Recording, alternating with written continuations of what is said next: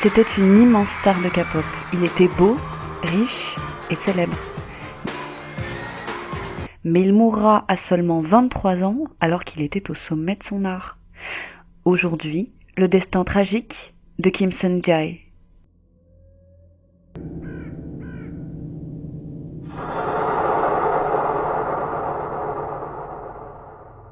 Kim Seung-jae est passionné de musique, et ce, depuis tout petit. Et il l'a décidé très tôt, quand il sera grand, il sera chanteur. Et il est très talentueux, il chante, danse et compose.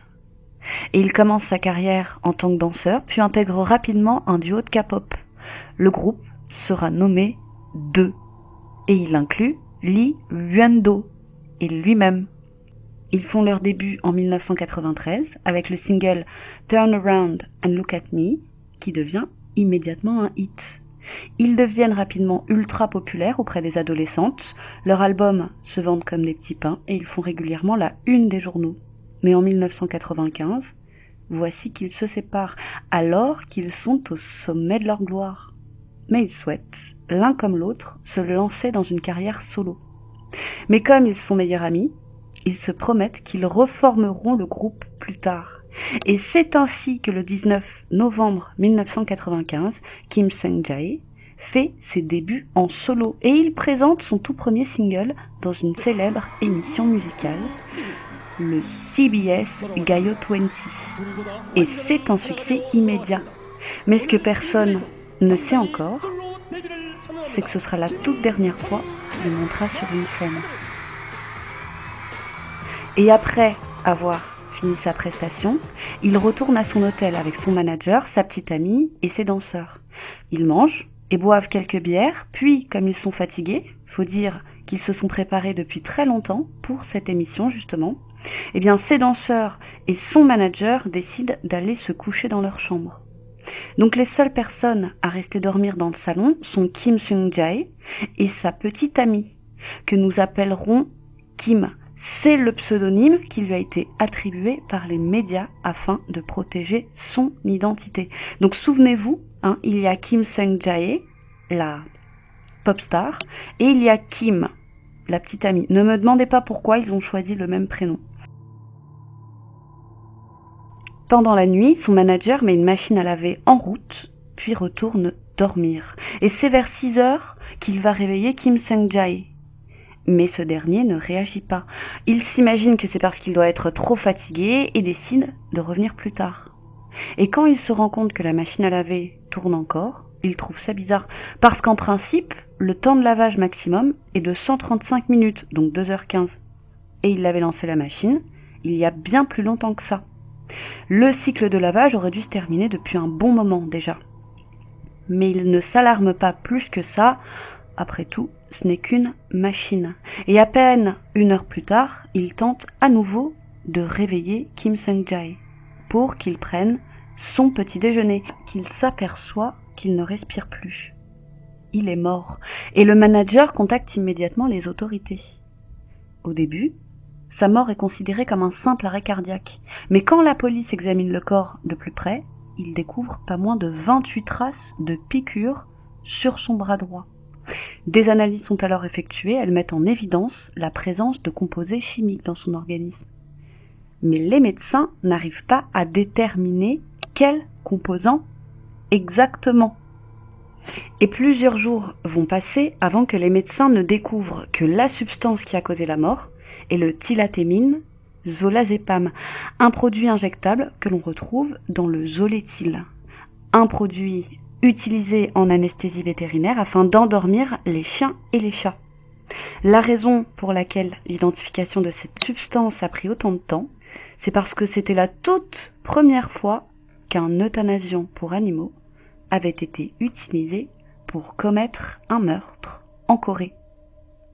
Pendant ce temps, bien évidemment, l'annonce de la mort de la star a fait la une de tous les journaux et les rumeurs les plus folles circulent.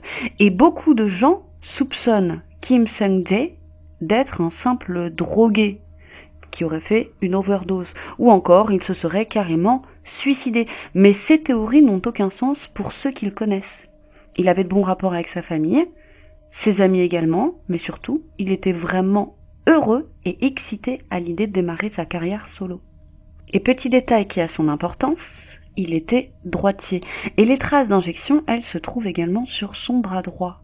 Et normalement, un droitier se pique à gauche. C'est déjà difficile de trouver les veines et de se piquer soi-même.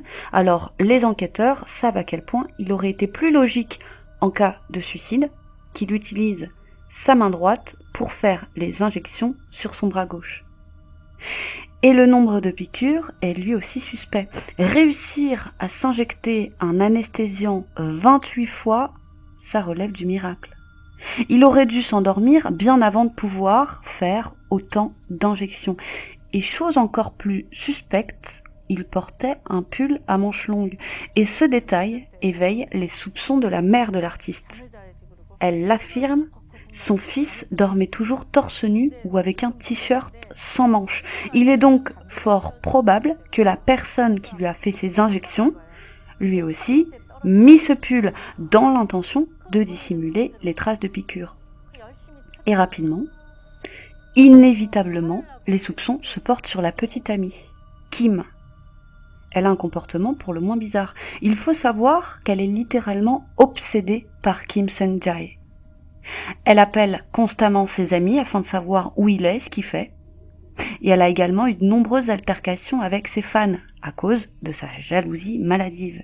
Et elle faisait tout son possible pour maintenir ses admiratrices à distance et les empêcher de s'approcher de lui. Une fois, par exemple, elle était montée sur scène pendant qu'il chantait et avait hurlé au public « Laissez mon petit ami tranquille !»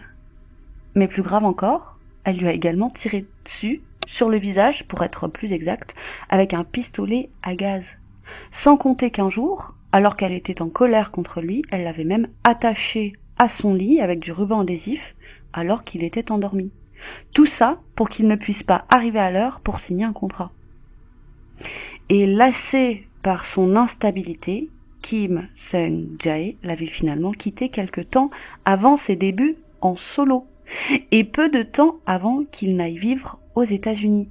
Et quand Kim a découvert qu'il sortait déjà avec une autre femme, alors qu'il était aux États-Unis, elle est devenue ivre de jalousie. Et elle l'a appelé quasi quotidiennement, 62 fois au total. Mais ces appels incessants énervent tellement Kim Sung-jae qu'il ne lui a pas répondu une seule fois. Et à son retour, en Corée, ils se sont remis ensemble. Mais il n'y a pas que ça qui éveille les soupçons. C'est aussi elle qui a apporté le t-shirt à manches longues que Kim Sung-jae portait le jour de la découverte de son corps. Et cerise sur le gâteau, elle a aussi essayé de soudoyer la police pour que le corps de Kim Sung-jae ne soit pas examiné. Et elle avait même demandé à la personne en charge de l'autopsie de dire qu'il était mort d'une crise cardiaque. Et plus tard, les enquêteurs découvriront qu'en novembre de la même année, elle avait acheté dans une pharmacie des seringues et du zoléthyl, la même substance donc que celle qui a été retrouvée dans le corps de Kim Sung-jae. Quand son petit ami, donc quand Kim Sung-jae, a demandé à Kim pourquoi elle voulait en acheter, elle lui avait répondu que c'était pour son chien et qu'il ne devait en parler à personne. Ajoutez à cela qu'avant même que le médicament qui a causé la mort de la pop star ne soit révélé au grand public, Kim était retournée à la même pharmacie voir le pharmacien pour lui demander de ne pas dire à la police qu'elle lui avait acheté du zoléthyl. De plus, par le passé, elle avait euthanasié son chien et l'avait remplacé par un autre de la même race. Ce qui laisse penser les enquêteurs qu'elle a probablement expérimenté l'utilisation du zoléthyl sur son premier chien. Précisons d'ailleurs que le zoléthyl, donc encore une fois, c'est pour les animaux, absolument pas pour les humains, et pour cause. Il faut préciser qu'il bouche facilement les veines, et c'est d'ailleurs probablement pour cette raison que le tueur a dû s'y reprendre 28 fois pour injecter la substance petit à petit dans le bras de Kim Sung-jae. Certains se disent que la personne qui a injecté le produit à Kim Sung-jae devait avoir de solides connaissances médicales. Or, la petite amie, Kim, était étudiante en médecine et elle savait très bien manier les seringues. En plus de ça, Un danseur qui était dans la chambre d'hôtel, ce soir-là, affirme s'être réveillé en pleine nuit à cause du bruit de la machine à laver en marche. Il s'est donc levé pour jeter un coup d'œil discret afin de voir ce qui se passait dans le salon, et il dit avoir vu Kim qui s'activait. Elle faisait, je cite, quelque chose. Alors on n'en sait pas plus sur ce quelque chose, donc il le dit, il l'a pas très bien vu, donc on ne sait pas. Alors, pas plus de précision, il a trouvé le comportement de Kim a priori suspect sans pouvoir se l'expliquer. Face à tous ces éléments, le cas est reconsidéré comme un meurtre et inévitablement, quelques jours après sa mort, sa petite amie est arrêtée. La police pense que le motif du meurtre est la jalousie et que Kim aurait assassiné Kim Sung-jae car il voulait rompre avec elle. Que ce dernier, fatigué de sa journée, aurait fait confiance à sa petite amie et il aurait accepté qu'elle lui injecte un produit pour le soulager de sa fatigue. Et quand il s'est endormi, elle en aurait profité pour lancer la machine afin de couvrir les éventuels bruits et elle aurait ensuite continué à lui administrer l'anesthésiant à de trop nombreuses reprises avant de lui enfiler ce fameux t-shirt à manches longues, puis de quitter l'hôtel vers 4 heures du matin pour brouiller les pistes. L'avocat de Kim tente alors de rejeter la faute sur un danseur étranger présent la nuit du crime.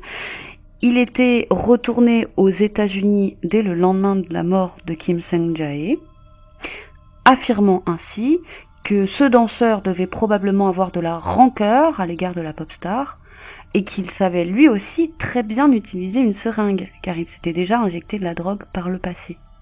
L'avocat ajoute qu'il s'est probablement levé en plein milieu de la nuit après que Kim ait quitté la chambre d'hôtel pour injecter à Kim Sung-jae la substance fatale pendant son sommeil. Puis, il serait retourné dormir dans sa chambre comme si de rien n'était. Mais en réalité, peu de monde croit à cette théorie, et surtout pas la mère de Kim Sung-jae. La mère se souvient même que lorsqu'elle est allée voir le corps de son fils, elle avait trouvé étrange qu'il ait toujours son maquillage de scène. Or, son fils avait pour habitude de se démaquiller systématiquement avant d'aller se coucher, pour éviter d'avoir des boutons. Car avoir une belle peau est très très important en Corée, et encore plus pour les stars de K-pop. Et ça lui fait penser que son fils a dû être tué avant de s'endormir, et non pendant son sommeil. Et c'est ainsi que Kim, à l'issue du procès, est reconnue coupable du meurtre et condamnée à mort. Mais elle continue malgré tout de clamer son innocence du fond de sa cellule. Alors elle fait appel de la décision, et un deuxième procès s'ouvre, et cette fois, elle est condamnée à la prison à perpétuité. Et lors de son troisième procès, car oui, il y en a eu 3, les témoins, dont le pharmacien qui lui avait vendu le Zolétil, changent leur témoignage. Et ils affirment ne plus se souvenir de rien. Quant à l'avocat de Kim, il confirme alors que sa cliente a bien acheté le Zolétil, mais que c'était en fait pour se suicider, et qu'elle avait finalement renoncé à cette idée et qu'elle avait fini par jeter le médicament dès le lendemain. Il insiste aussi sur le fait que la dose de Zolétil que sa cliente avait achetée n'était pas suffisante pour tuer un être humain, et surtout, pour lui, elle n'avait aucune raison de le faire. Même si leur relation avait été tumultueuse par le passé, elle était au beau fixe au moment de la mort de la pop star. Et contrairement aux 2 procès précédents, la cour finit par la déclarer non coupable du meurtre, considérant qu'il n'y a pas assez de preuves pour conclure à sa culpabilité. Le procureur tente alors de faire appel auprès de la Cour suprême, mais elle rejette son appel. La jeune Kim est donc libre, et ça énerve au plus haut point les fans de Kim Sung-jae. Et ça énerve aussi son ancienne acolyte, Lee Rundo, qui était à ce moment en pleine promotion de son nouveau single. Et pour manifester son mécontentement, à l'annonce du verdict, il a décidé d'arrêter toute promotion. Et au-delà des fans et de son ami, c'est toute la population coréenne qui est choquée. Comment dans des circonstances pareilles, avec autant d'éléments à la disposition des policiers, la petite amie a-t-elle bien pu s'en sortir? Et beaucoup estiment qu'elle a gagné son procès parce que sa famille est riche et puissante. Elle possède pas moins d'une dizaine de pharmacies et un membre de sa famille est un politicien renommé. Mais on n'arrête pas aussi facilement les fans de K-pop, vous devriez le savoir. Récemment, les fans de Kim Sung-jae ont mené l'enquête et ont découvert que Kim a eu recours à la chirurgie esthétique pour changer son apparence. Elle a également changé de nom et elle vit à présent une vie confortable en tant que dentiste, dans l'anonymat le plus total. Un programme de la chaîne coréenne SBS, très populaire, intitulé Answered Question, désolé pour l'accent, question sans réponse en français, a mené l'enquête au détour d'un épisode pour tenter de découvrir la vérité concernant la mort mystérieuse de Kim Sung-jae. Mais la chaîne a été poursuivie en justice par l'ex-petite amie, la fameuse Kim, parce qu'elle ne voulait pas que l'émission soit diffusée, considérant injuste qu'une personne qui, après avoir été innocentée et libérée par un tribunal, soit de nouveau accusée dans un documentaire. Et elle a gagné. Et la chaîne qui diffuse l'émission a affirmé qu'en 15 ans d'existence, c'était la première fois que ça leur arrivait. Ils se sont dit choqués que la cour leur ait interdit la diffusion de l'émission. Et suite à cette nouvelle, le frère de Kim Sung-jae a pris la parole à la télévision. Et il se dit profondément déçu. Il veut connaître la vérité sur la mort de son frère et il estime que sa mère a le droit de savoir qui a tué son fils et pourquoi. Comme toujours, je vous laisse vous faire votre propre idée et je pense que sur ce cas, on doit à peu près tous être d'accord. Merci de nous avoir suivis et à demain, vu que c'est la semaine spéciale Halloween, pour une autre triste histoire.